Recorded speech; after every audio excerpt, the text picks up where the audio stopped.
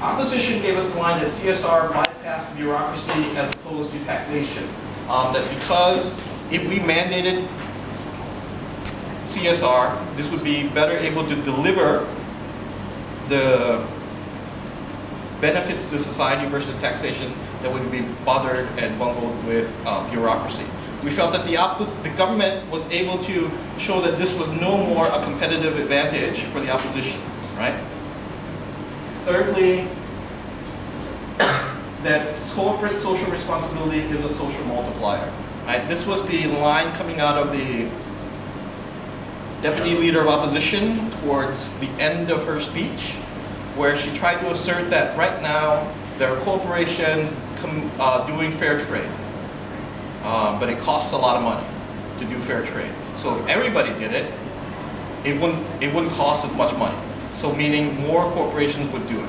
We felt that though logically sound, it still didn't give us enough reason why corporate social responsibility needed to be mandated. Right? If it was true, it would happen. And we thought that the government whip's response to that, which was that, right, that corporate social responsibility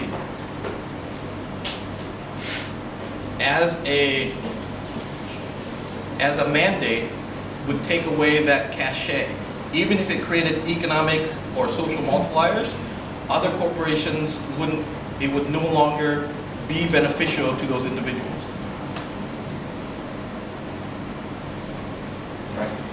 So at this point, we thought that the idea of corporate social responsibility was probably underdeveloped by both teams.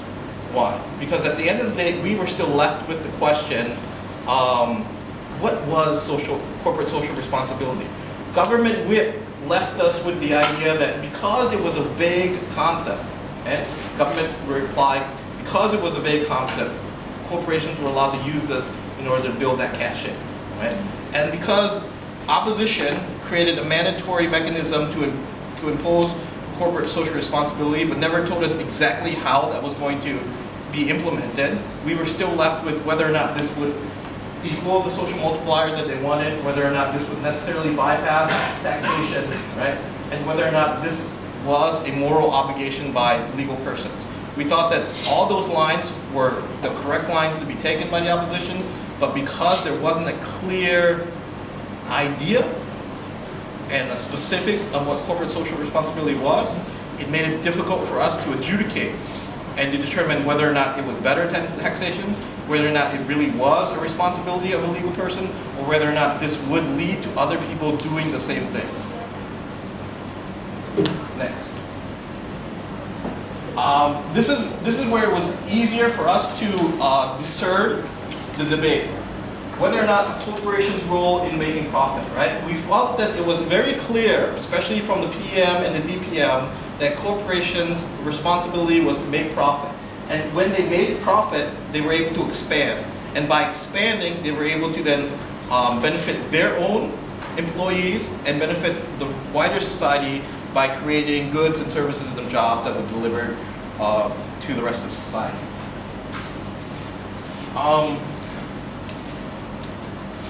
At a certain point, opposition told us that corporations had a responsibility to do and to put back what they have taken, right? They gave us the idea that because they pollute, they should clean it up. Because they cut down trees, they should plant them back.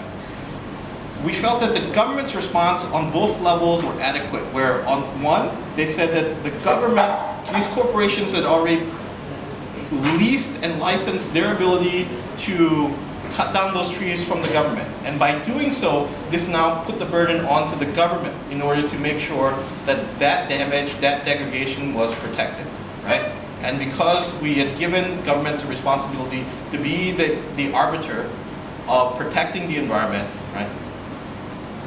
They were the ones that needed to do it.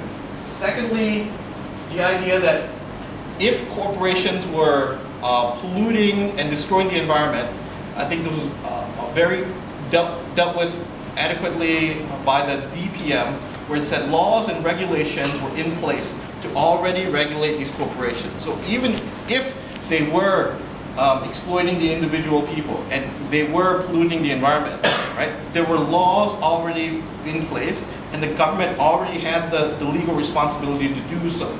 And so none of those harms were excessively,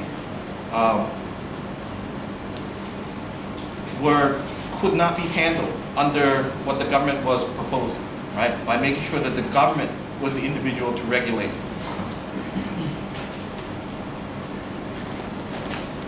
Oh, I went into this one already, right? And the third question, what was the government's role?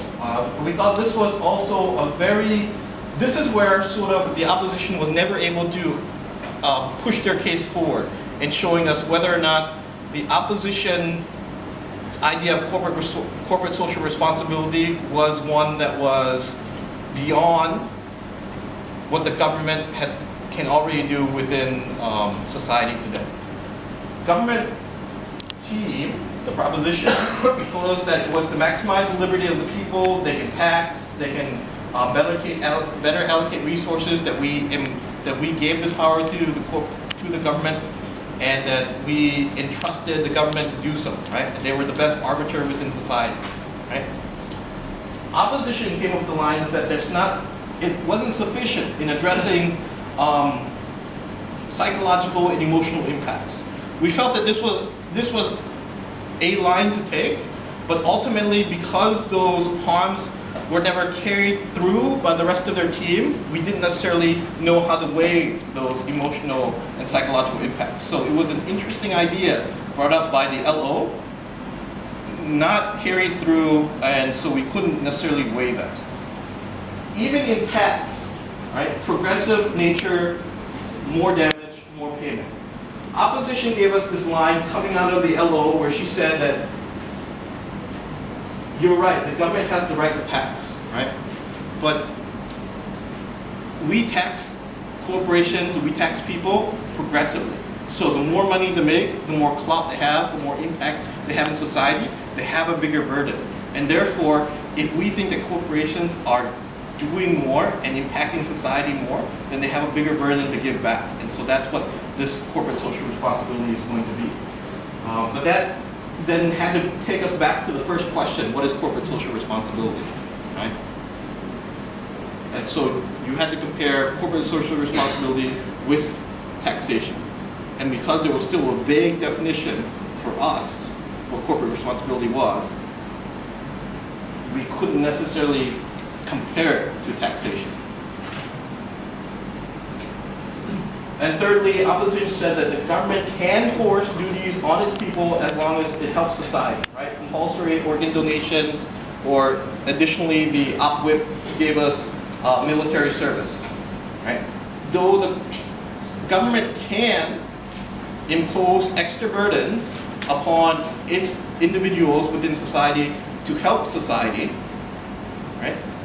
This was, and this is a valid line, because it will help society, we should do it, right? But it never negated the idea of whether or not the government isn't capable or why the government needed to abrogate that responsibility to a corporation, right? And this was directly stated by the whip and the reply, right? If the government can do this, and it's their responsibility in the first place, and we've given them the responsibility, right, through a democratically electorate, why is it that are we forcing these corporations to do that responsibility also? And we felt as an adjudication panel that the opposition didn't necessarily answer that question sufficient enough for us. There were answers that they could do it. There were answers that it was going to be adequate. There were answers that it was going to create a social multiplier that was more economically feasible. But at the end of the day, why was it that corporations had a principled obligation to do it in lieu of the government already doing it?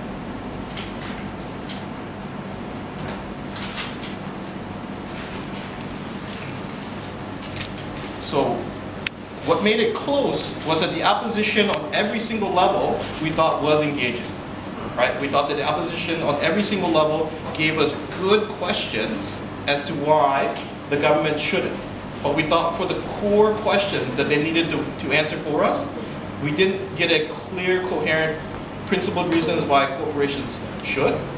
We couldn't necessarily weigh the harms or the benefits because corporate social responsibility wasn't necessarily defined. And we felt that that was a problem both within the government paradigm and the opposition paradigm. But because the opposition's case rested upon mandatory application of corporate social responsibility, and it required a comparative advantage to show that corporate responsibility was going to be better than what the government could do, we felt that by not clearly delineating those differences and having most of their argumentation based upon how corporate social responsibility was better than taxation, we didn't think they proved their case.